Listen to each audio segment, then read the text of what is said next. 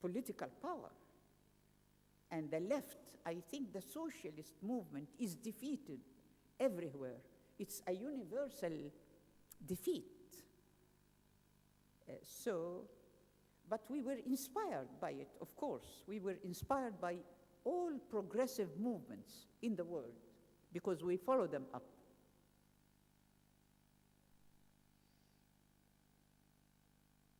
Però il movimento del 68 francese era un movimento culturale, non soltanto un movimento politico. Mm-hmm.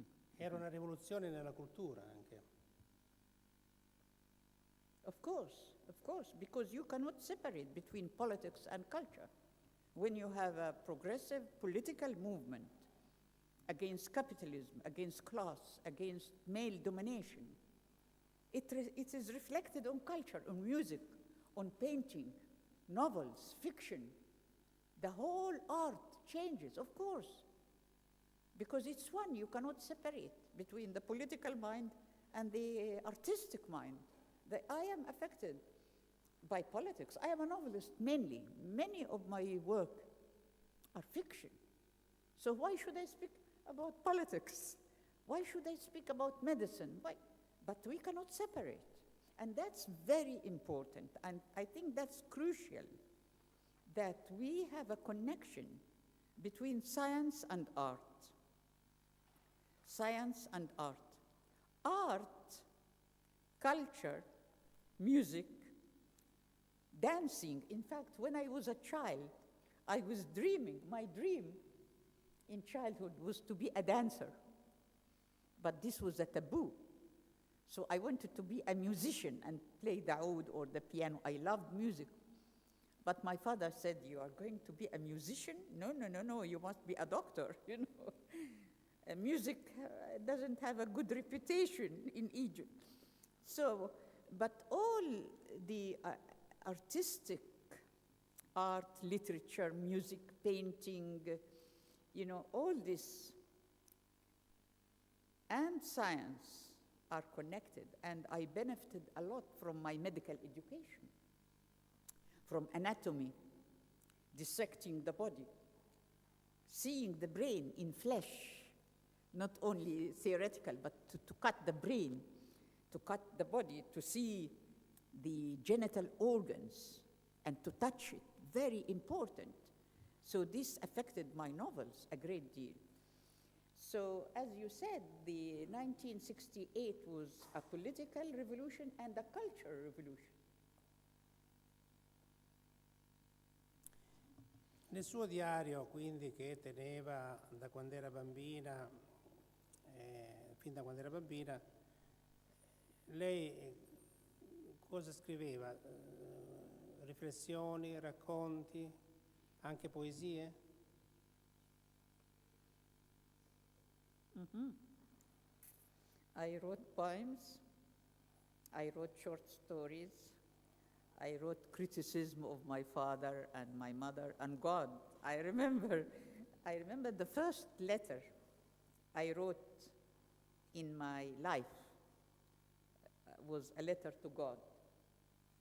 I was young, maybe I was 9 years or something, and I was very rebelling against my brother and against my parents because my brother was not good in school. I was better than him, and he took many privileges.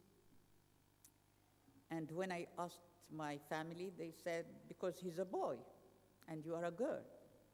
So I said, so what? They said, that's what God said. So I said, God said that my brother is better than me because he's a boy? They said, yes. So I went to my room. I closed the door. I took a paper and pen. I wrote a letter to God. I told him, dear God, you are supposed to be justice, because my grandmother, you remember, my illiterate grandmother, who never read the Quran, she told me, Rabbina huwa al-adl, arfu bil-aql, means God is justice, and we know him by our mind. So I told him, dear God, my grandmother told me that you are justice, and we know you by our mind. So where is your justice? If you prefer my brother, and he was lazy in school, and I am better than him, where is justice? So you have to be just, or I am not ready to believe in you. You know, I was very critical, because I felt that this is a paradox. Why should God be unjust? How? How that my brother is preferred? Even they gave him better food than me. He took better food than me, just because I am a girl. And I was working at home and in school, and my brother was not working at school or at home, and he had everything. So I was very angry with God, and I wrote this letter, and I put it in my diary when I was 9 years, or maybe 8 years. So deep inside me, I hated injustice. I cannot tolerate it. Even in any conference, I remember I had problems in conferences, because there is always inequality. There is always inequality everywhere. So everywhere I am sensitive to inequality. So I tell them why this is happening. For instance, when I am, as an Egyptian professor, treated in university in America in a different way than an American professor. So I say, why? Why? So there is a lot of racism all over the world. Or even in airport, when I coming from Atlanta 2 days ago, because I'm Egyptian, I am supposed to be a terrorist. So they inspect me, and they treat me in a different way, so I become furious. So I face inequality, injustice all the time. And this makes me really critical of the whole system. So that's my diary. My diary was, in fact, my only friend, because I couldn't talk to my mother or my father and tell them that I do not like God, you know. I cannot tell them that, but I can put it on paper. Ha pubblicato poi poesie sue? No, this was during childhood, but now I'll tell you something. That now I am writing poetry, so some of my poetry will be translated to English. Because when the publisher published all my books for the book fair, the Cairo book fair in 2006, the publisher in Cairo published 45 of my books, and 5 were censored, and he sent 40 books to the fair. Some of the books contained my poems. So my publisher in London is going to translate some of the poems to English. So I'm writing poems now. Quindi lei ha fatto 45 libri, di cui libri racconti, romanzi, pièce e saggi, e ora poesie. Yes, and non-fiction. I published essays also. Oh. Essays, yeah.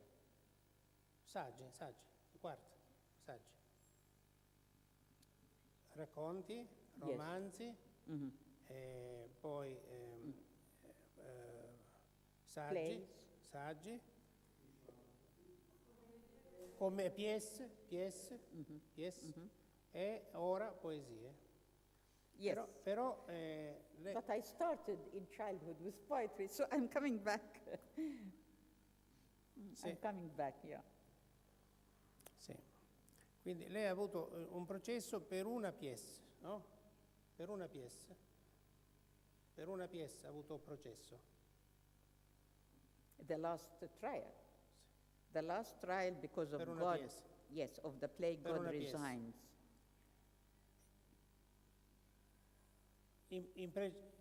Nessun altro processo ha avuto per i libri prima? Yes, Sì, of course, yes. sempre. The Fall of the Imam. In fact, The Fall of the Imam, who was published in Allora, Arabic. raccontiamo tutti i processi che ha avuto. Tutti i processi. Sì, sì. Primo processo. First time, the first problem was the fall of the Imam in 1988. That was the first 88. problem. The novel, it was called Sukut al-Imam in Arabic. You know, I write in Arabic. I don't write in any language, not in English, not in French, only in Arabic. All my originals in Arabic. And I publish either in Egypt or in Lebanon. Because some people, after my work was translated to many, many languages, they say Nawal is writing to the West, you know?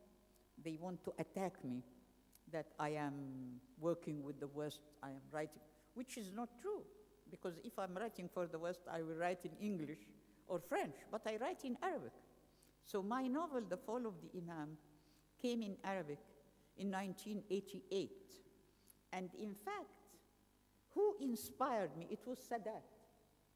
When I was in prison in 1981, under Sadat, I wrote my memoirs in prison on toilet paper.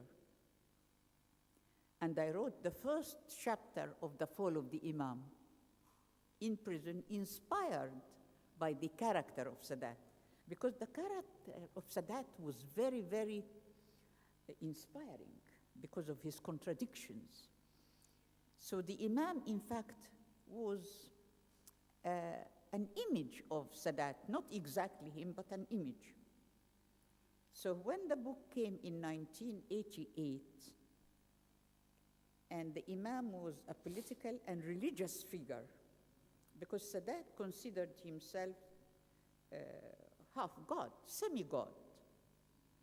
So the Islamic groups in 1988 condemned the novel, put my name on the death list, and that's why I had to leave the country, the early 90s, and I fratelli musulmani. And the new groups, because the Muslim brothers are very old one, the traditional Muslim, but we had the new ones, the pro-Bin Laden group, the pro-Bin Laden, the Bin Laden groups. So in 1981, my name was put for the first time on the death list in 1988. So this was the first book that created problems. And then after that came, I have to remember, many, you know, I published many books after that until God resigns at the summit meeting.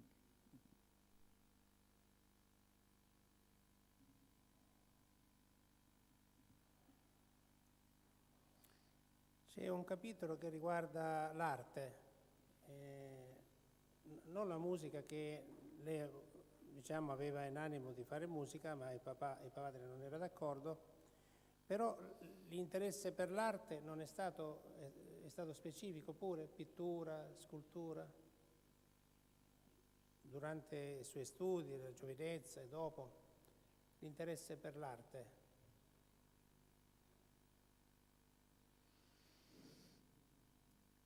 I loved music by nature. It's very instinctive, you know. I am moved by music. When I look to paintings, I love some, I hate some. It's like reading novels. I love some, I hate some. But my area is much more oriented towards novels and writing. So I am a bit, because of course, art needs time. And I didn't have much time to study painting or music or or other forms of art, but I have the natural talent of loving good paintings, good art, good music. You know, I love it. It's something emotional. It comes in your body. It's physical, because some people think, of course you need to study. You need to study music to play, and you need to train. Very hard working. Art is very hard working. And also writing. Writing is simple but very complex. I've been writing since I was 8 years, so I am writing for 60, 70 years. Training, and I teach my students. Creativity is training. It's not just genetic. You do not inherit creativity, you have to acquire it, to study it. It needs, genius means hard work. It's not something that comes from heaven like that. It needs hard work, a lot of training, everyday training, playing the piano, or painting, or studying, or looking to painting. Or if you are a film director, my son is a film director, and he day and night, he looks to films. I don't have the time to look to films, you know, I read novels. So, but I feel that all arts, all different, what you call genre, you know, literature, music, painting, any type of art is connected. So when you read a lot of novels, you are sensitive to good painting because they are connected. You are sensitive. If you train yourself in the piano, then you love other instruments. You love al-oud and other instruments. If you train yourself in painting, then you start to love novels. You know, so they are connected, but you cannot study all. That's why I cannot say that I am sophisticated in this painting. I can't say that, yeah.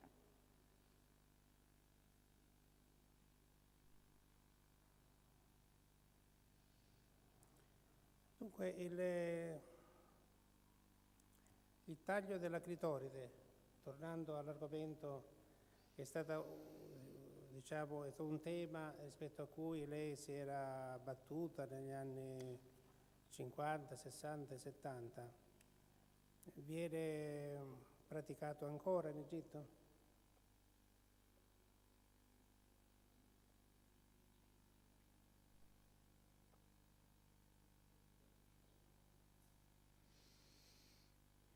Yes, and I can tell you that it is worse now because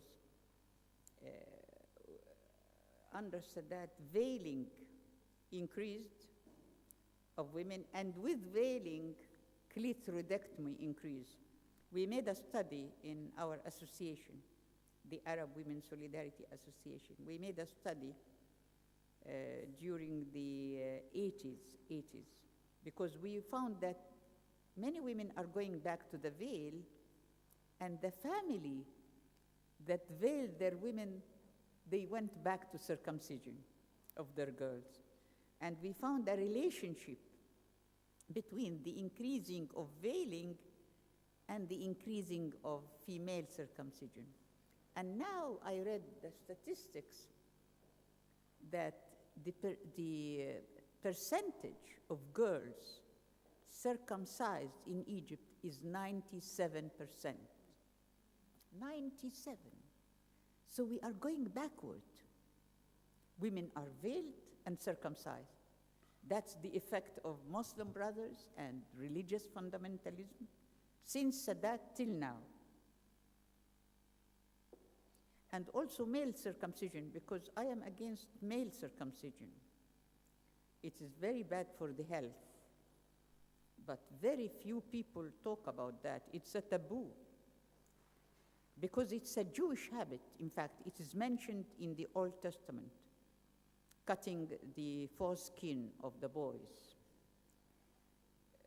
And it's done in the United States, it's done in many, many countries, maybe here in Italy. They do male circumcision and everywhere. But there is no campaign against it.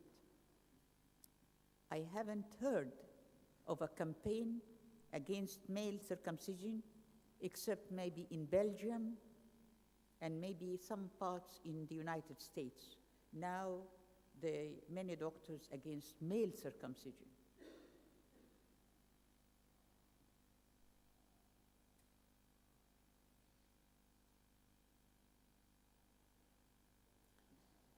Diceva che nel caso in cui la prima notte di matrimonio non c'era il sangue, la donna poteva essere uccisa.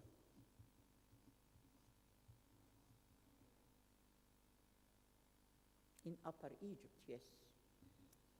In south of Egypt, and even in some areas in the north. And also with the revival of the Muslim Brothers and the Islamic, honor killing increased in Egypt and in Jordan and in all the areas.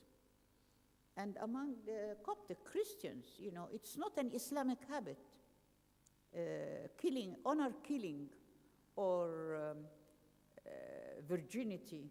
Anche copta. Yes, it has nothing to do with Muslims, because in Egypt, the Muslims and the Copts, the Christians, they do circumcision to their girls, and they kill their daughter if she doesn't bleed, So the conception of virginity and blood on the wedding night and cutting the clitoris and male circumcision is done by Muslims and Christians in Egypt equally.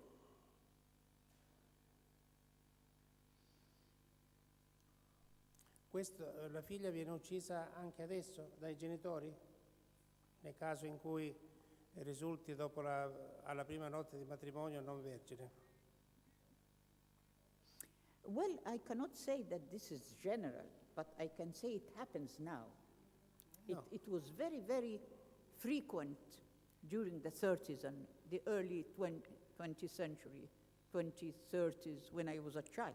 But now it is diminishing, but it's coming back. It's like the veiling, as I said, with the revival of religious groups, the Muslims and the Christians.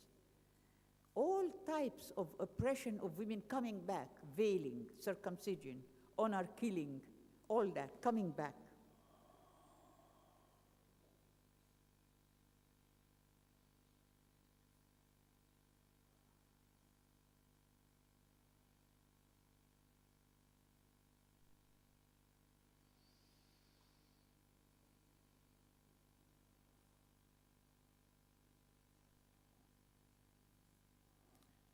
Qual è l'avvenire? Dunque, c'è un capitolo suo che è un capitolo americano, no? 15 anni di insegnamento negli Stati Uniti.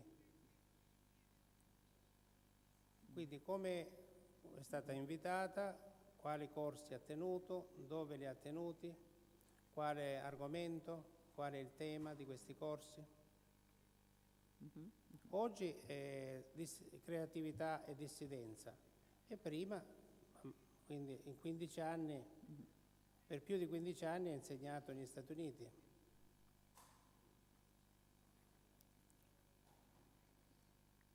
Well, how did I go to the States?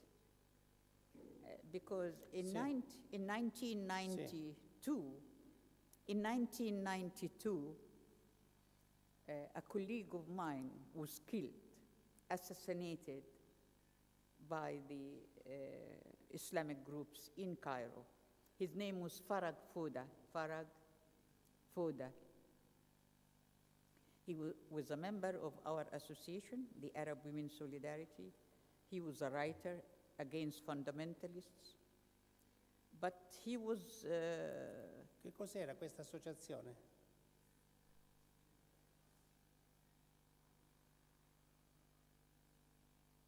Okay.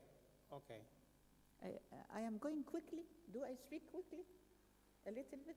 No, no, Okay. no, la mia domanda non aveva capito.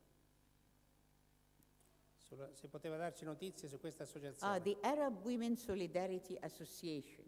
Arab Women Solidarity Association. We started this association in 1982. After I came out of prison, we started the association. But then it was closed down in 1991 because we stood against the Gulf War.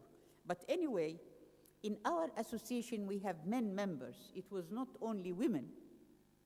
We have 35% men. So one of the men members were this writer, Farag Foda. He was a member, and I used to invite him in our association to speak. And he was killed. And my name on the death list was next to him. So my turn after him immediately. So the government put security guards around my home. And there was a bodyguard appointed by the government to protect my life. But I didn't trust the guards because the government was against me. And some intellectuals were killed by their guards in Algeria, in Egypt, in different countries. So my husband, Sharif, told me, Nawal, you should leave the country because now you are in danger. This was in 1992, after the assassination of our colleague. So one Quindi day... è stato assassinato da gruppi islamici? Yes, by the Islamic groups, because he was critical of the Islamic fundamentalist group. He wrote a book against them, so they killed him. And of course, I was writing against them all the time, so my turn was immediately after him on the list. He was number 1, I was number 2. So Sharif and many of my friends told me, you shouldn't stay, because, and especially after the guards, you know, I was all the time trying to escape from the bodyguard, you know. He was supposed to protect me, and I had to protect myself from him, you know. That was a paradox, because we were like a sandwich between the government and the fundamentalists. And the government wanted to sacrifice us, the intellectuals, you know. So it was a very, very dangerous situation in 1992. After the Gulf War, after the closure of our association, and all that.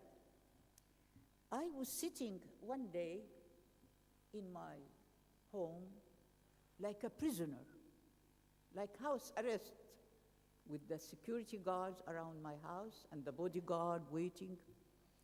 And I remember a student in Duke University came to Cairo to study in the American University, to do some courses.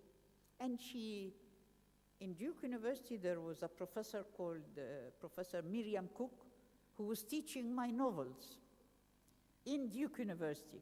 I didn't know anything about that. But her name was Elizabeth. The student, I remember her quite well. Her name was Elizabeth. She came to me and she found the security guards. And she told me, why you have guards around your home? I said, that's the government. They put guards to protect me. She said, but why are you staying in Egypt? It's very dangerous. You should travel. I said, to travel where? I don't know. You know, I didn't have any idea that my books are taught in universities in the United States. I didn't know. So I told her to go where? She told me, you go to Duke University. I said, what's in Duke? She said, we have a professor called Miriam Cook who teaches your novels. Do you allow me to call her? And she can invite you to Duke? I said, okay, do that. And my husband told her, yes. My husband encouraged her. He told her, yes, do that. So Elizabeth went, she came out of my home, went to the telephone, and called Dr. Miriam Cook in North Carolina, in a city called Durham, Duke University, and she told her about the situation. So Dr. Miriam went next day to the dean at the university and told them, she suggested that Duke University invite me to be a professor there. And even they said, my husband also can come and be a professor. So that's why I went to Duke University, by coincidence. If Elizabeth did not come, maybe I will never go, just by coincidence.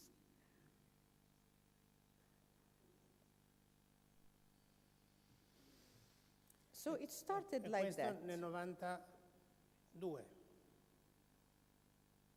Yes, so I went to Duke in January 1993. I started the first teaching, the first course in Duke in January 1993. And since then, I go to universities almost every year. Now I am in Spelman College. It's a black college, all black. And it's in the south, in Atlanta. So I signed a contract for 2 years. And now I spent 1 year, so I am going back to Atlanta for another 1 year, and then I'll go to Egypt, because now I can go back to Egypt.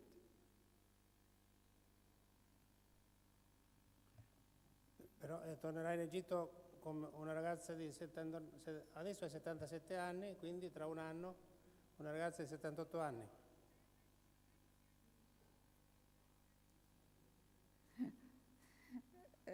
Can you say it again? I didn't hear your voice. Can you say it again?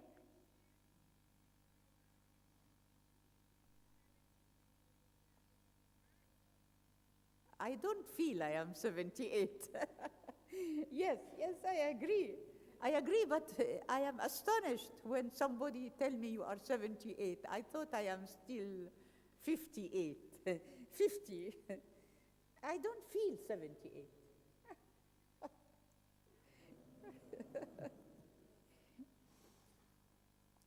E qual è stata la sua collaborazione o conversazione o interlocuzione con altre scrittrici, altri scrittori egiziani, diciamo dagli anni 50, 60, 70 a oggi? Scrittrici e scrittori. Yes. Oh, yes. Oh, yes. You know, I am a member of the Writer Union in Egypt. I am a member of the medical syndicate, and I have connection. Even, you know, these faxes are coming from writers in Egypt who are supporting me. In Egypt, we have a movement of intellectuals, very progressive, against the government, against the Muslim brothers, and some of them who are faxing me now, congratulating me about the verdict and the winning, and they, in fact, they never stopped writing the last year. Since the trial, they were writing in my favor. So there is a movement, intellectual progressive movement in Egypt among writers, men and women writers, the young and my generation and the younger generations also. Ma come era avvenuto all'inizio, che con le altre due amiche qui aveva costituito un primo nucleo di conversazione qui alla prima scuola, poi è avvenuto anche che ci fossero delle equipe tra lei e altre scrittrici in Egitto attorno ad alcuni aspetti della lotta per i diritti civili.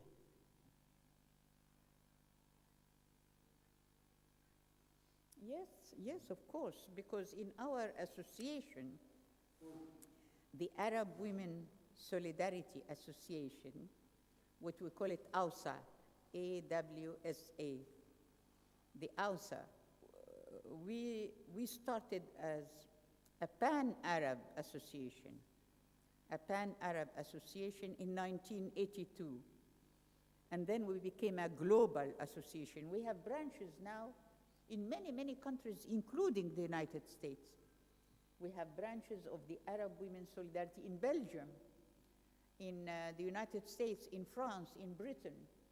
I don't know about Italy, maybe, because I don't come to Italy except to Milan.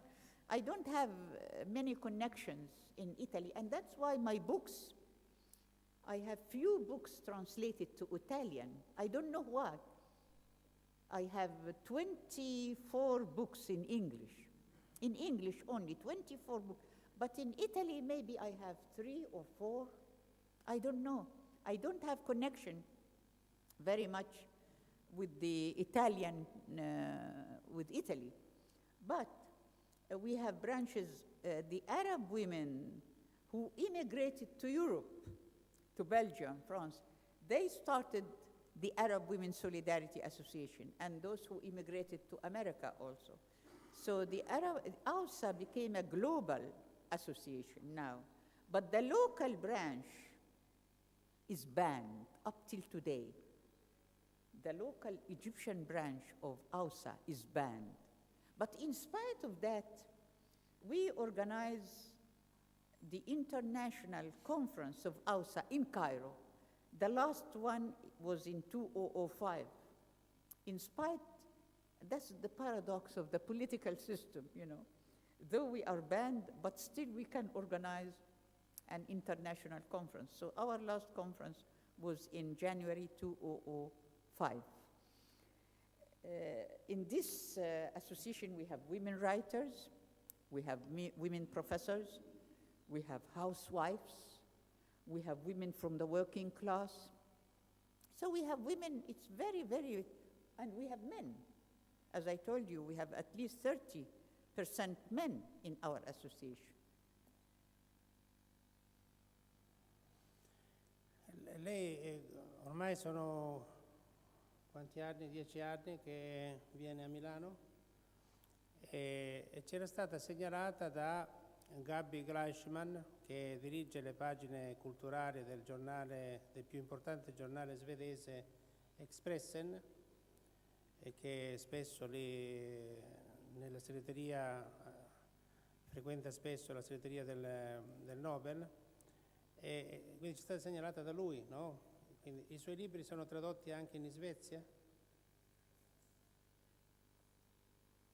Yes, I have. I am invited to Sweden all the time, to conferences. My books are translated to Sweden, and when I was in Stockholm last year, in the autumn in Stockholm last year, I was invited in a conference. I have Swedish friends who told me that my name, I was among the names, I was the only Arab writer that was nominated for the Nobel Prize last year, 2007. But of course, they didn't give it to me. I don't think that a dissident writer like me can have any prize. I don't think so. So I don't have many hopes in the Nobel Prize or any prize, because it's related to the establishment. Because in fact, I feel, I don't know, maybe many people differ with me. I think all these prizes are political. They are political, supported by the political power. So I don't expect that I will have such prizes. But my books are in Sweden, yes, and many people write about them. I didn't know that a Swedish person suggested my name to you. I didn't know that. Yeah. What's his name? Can you write to me his name? Write to me, because it's the first time I hear that. Because I was all the time saying, why I am invited to Milan, I don't know.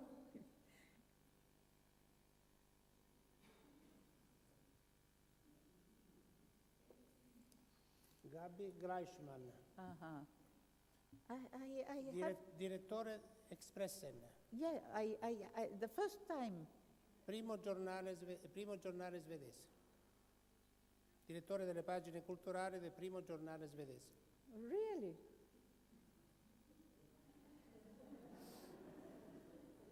I don't know.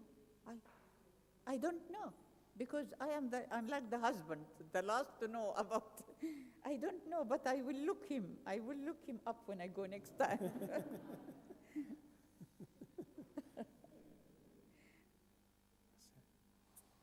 He is in Stockholm. He's in Stockholm. And his newspaper is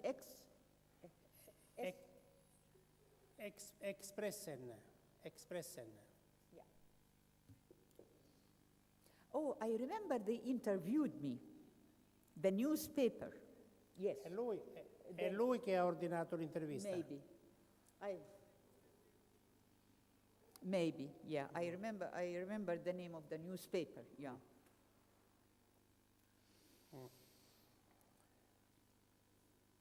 Allora abbiamo parlato di Freud, però non abbiamo parlato di Marx. Mm-hmm. Marx. Yes. Let's talk about Marx.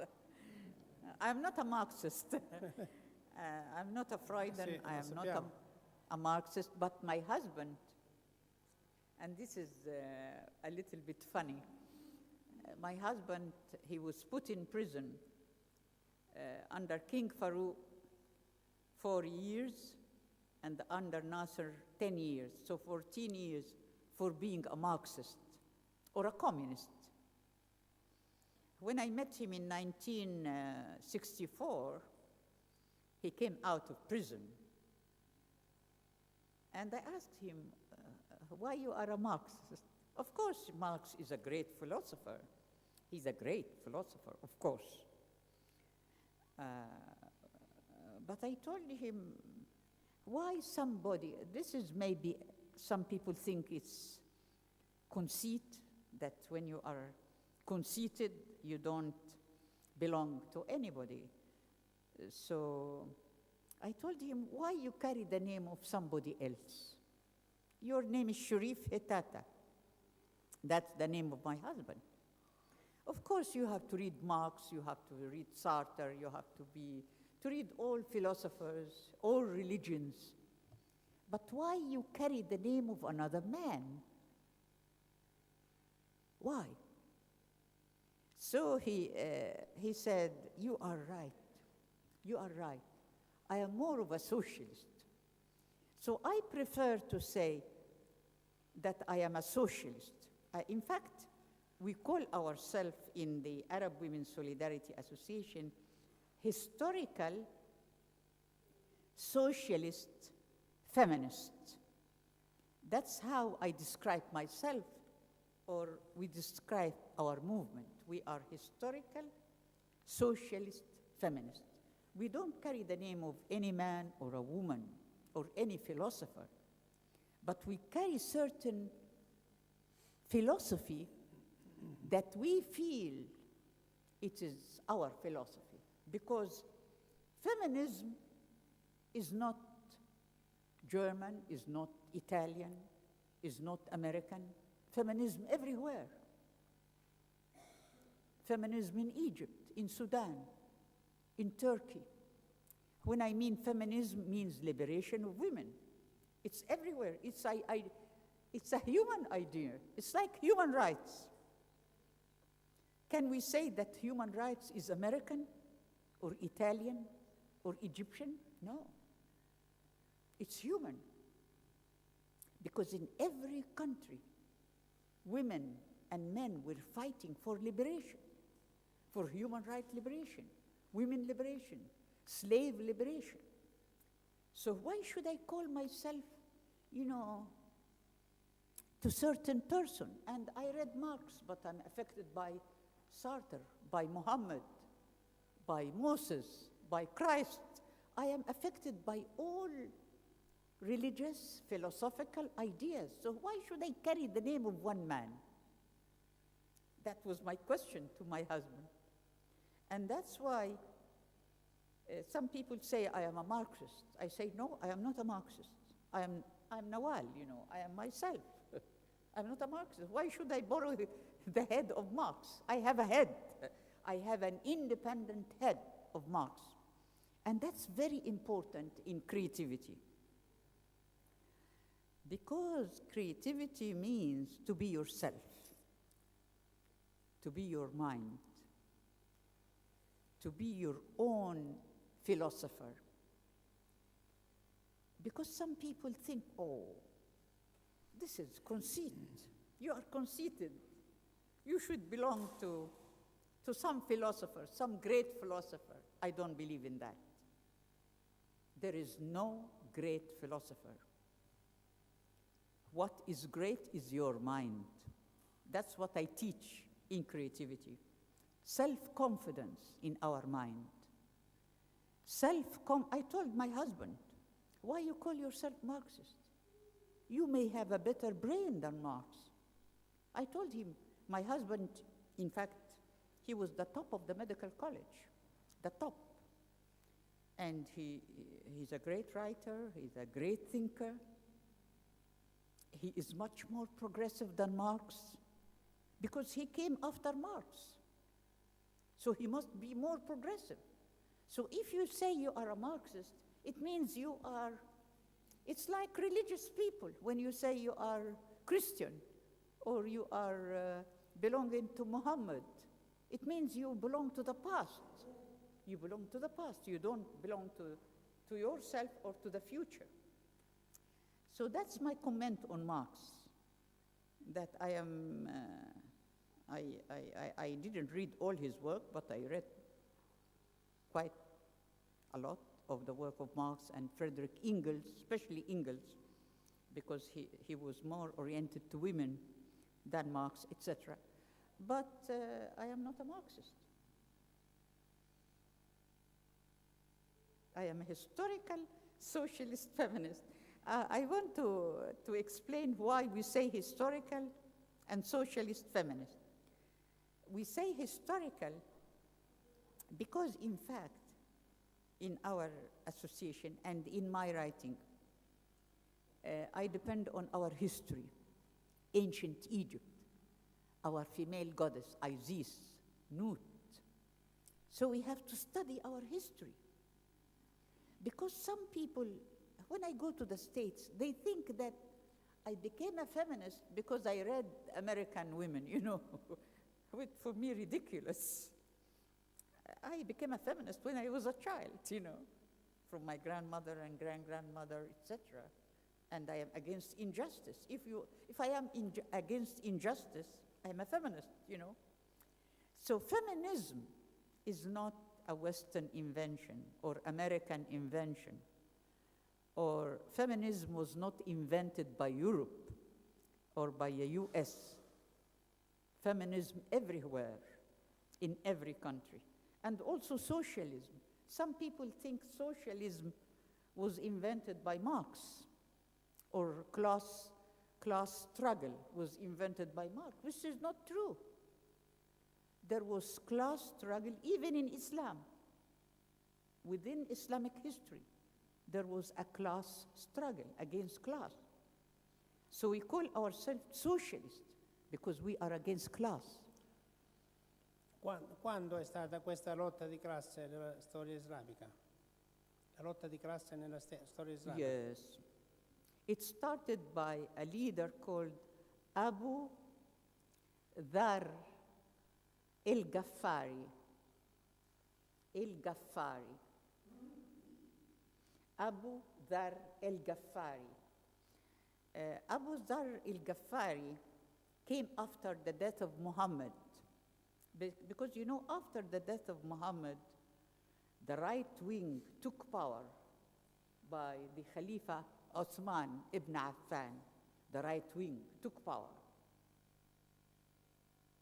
So there was a split in the Islamic, they call it Ummah, in the Islamic nation. There was a split between the right wing people led by Osman Ibn Affan, and the left wing led by Abu Dhar al-Ghaffari, who were against poverty, against oppression, with women. You know, if you study the Islamic history, you see the struggle, the conflict between the right-wing group and the left wing. And Abu Dhar al-Ghaffari, when I read him, I felt he is much more progressive than Marx, even than Marx. And he was very oriented against class oppression, Abu Dhar al-Ghaffari, and this was centuries ago. The problem is that in the 19th century, with the British colonialism, when Europe colonized the so-called East, and the British Empire colonized Egypt and India and other. So Eurocentrism affected history.